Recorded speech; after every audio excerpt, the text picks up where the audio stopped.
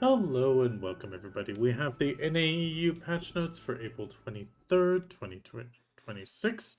Let's get going. So first off, small little thing in farming, they improved the items obtained by harvesting or plant breeding on mysterious seeds. So harvesting now gives 1.6 times more crops, and the plant breeding gives 20 to 22 blush leaves based on the crops that occupy 5 grid slots in the garden, yields the same of the blush leaf as the magical seeds.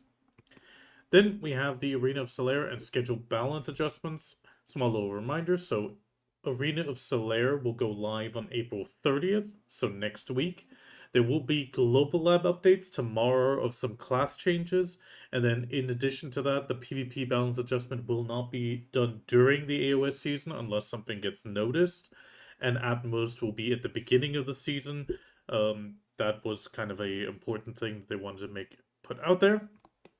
Then we have the extra AP against all species change. So previously it was difficult to check your exact total AP against general monsters because there was no filter for that.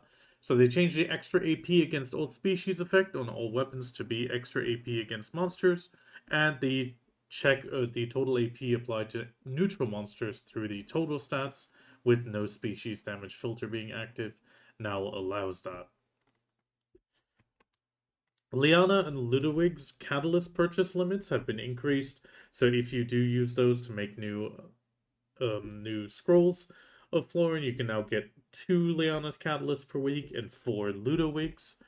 Then they also added a mass processing recipe for the unknown seeds, so if you obtain 10 truffle mushroom hypha at once from the simple alchemy by using the 10 unknown seeds, 10 truffle mushrooms, and 1 Ebolab essence. Accordingly, the description of the mass process has also been added, and they changed the icon for the faded dark energy that is dropped by the dark energy floodlands. In Altar of Blood, they added the first abyssal illusion available for adventurers who have cleared the 21st illusion. In Abyssal Illusion, devices that indicate monster spawn locations or timings in advance have been removed, requiring greater mastery and caution. Currently, only one type of Abyssal Illusion has been updated, and new types will be added in future updates.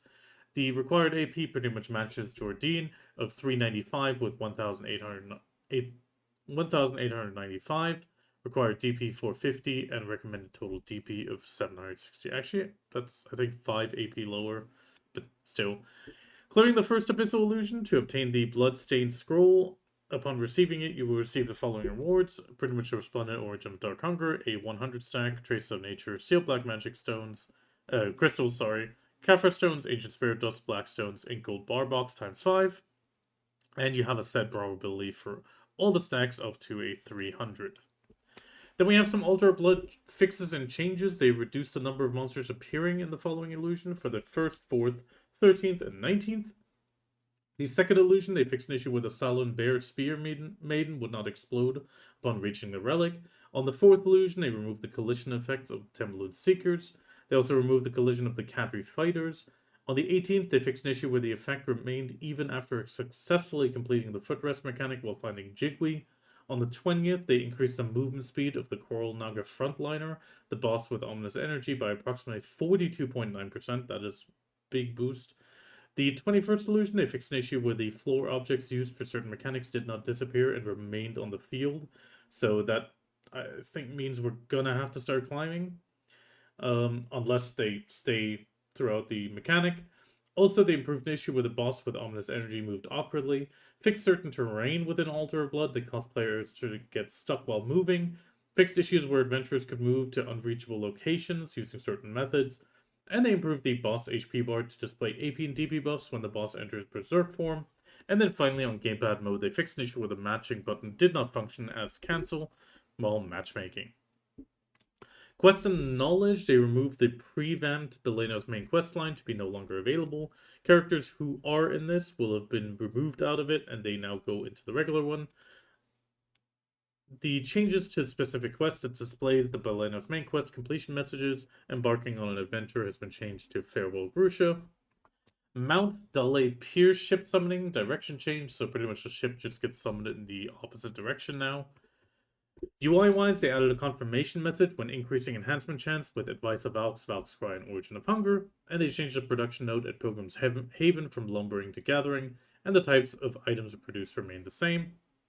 They also changed so you can now assign quick hotkeys to open the all-in-one presets UI and change presets. They also replaced the upgrade totem of the C button at the bottom of the inventory with an all-in-one presets button. Totem upgrades are now in the menu, life totem. They also adjusted the node UI locations for Hamo Island and Crow's Nest on the world map. Further, they updated the open status icon on the Altar of Blood UI.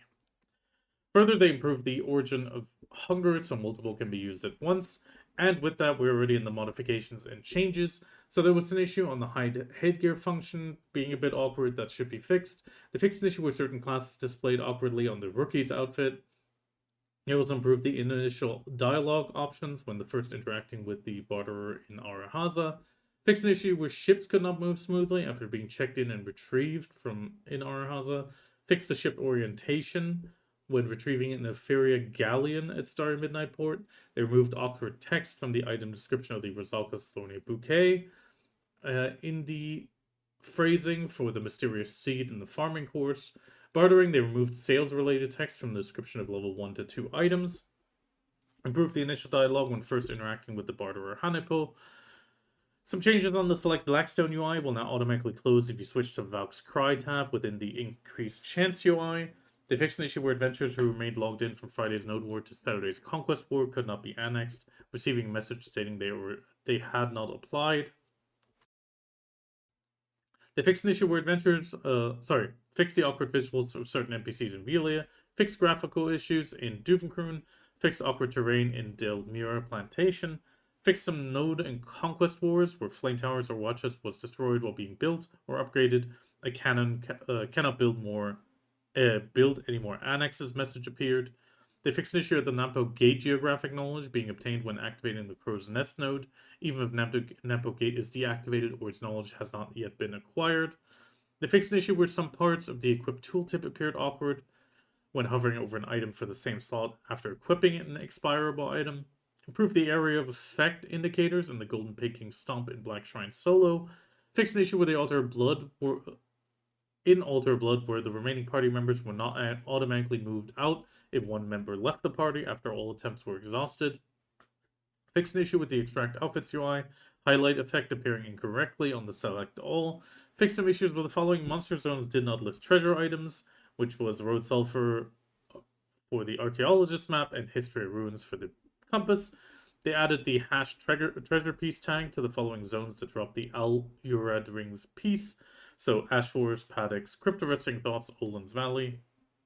They also fixed some issues where pressing the gaps on functions between the workers list could trigger the confirmation message. Fixed some issues for the notification effect of unclaimed Olviac Academy Pass rewards. Fixed some issues where search results and description windows in the world map search would occasionally overlap. Improved security in certain menus on the website. They fixed an issue where bangs looked awkward when wearing the rookie's helmet. Female classes, rookies AoB shoes, so the sock area dyed in brighter colors. Donge Solo, they fixed an issue where Sangoon would briefly flicker into view after teleporting during Calamity 8 to 10. They fixed an issue on the storybook morning bosses where Songashki's Calamity 8 to 10 entries could be completed without actually defeating those difficulties. They also fixed an issue where Songashki Calamity 7 would also complete later entries. Fixed an issue where the right side description in the Altar of Blood UI overlapped with the scroll bar. Fixed an issue where the arrow UI would appear when opening a Black Spirit safe after a long period of inactivity. Fixed abnormal spacing in Beleno's territory icon in the search bar. Fixed an issue with duplicate results were displayed when searching for certain words in the barter information. Some gamepad mode fixes, adding an A button select key to the Increased Chance UI. Fixed an awkward background of the Increased Chance key. Added Lothricon Premium set to the Choose Your Premium outfit box for Guardian, Nova, and Turkania. Fixed an issue with the social action Respectful Bow could not be used if the social action Casual Salute was not registered. Fixed an issue where the ship would get stuck on the bridge near Camasilvia Castle during auto navigation between Grandina and Starry Midnight Port. And then we have some Altar of Blood changes where they fixed an issue where awkward text would appear when attempting to open Central Market or Storage after entering, and fixed an issue where potions purchased from the general goods vendor could not be used.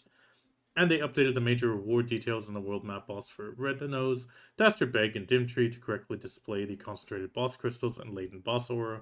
And then we had a gamepad mode fix for the all-in-one preset menu.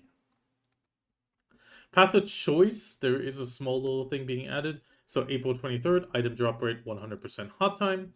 All crops harvest and breeding ×2 yield from now until May 7th. 1 week only, 3 times Garmoth and Vel bundles.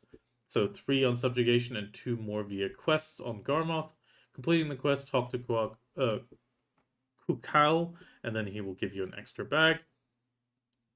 Then we also have the Pearl Shop update already. So Shining Triple Premium Pack, 70% off for 3 premium outfits, if you really want them. Choose your 4th April Travel Support Pack is here. Choose your special premium, pretty much Gamba boxes, nothing new. Artisan's Memory Pack, like it's usually here. Triple Ghost Fee is a small highlight. Choose your Rare Pet Pack is back. Triple Mates Pack is also back. Choose your Costume Box, always nice if you need a costume, 30% off. And 10% off the Fence of Abundance. That feels a little bit low, but it is the usual discount on the Fence of Abundance. But with that, I already wish you the best of luck in everything you do, and I will hopefully see you around.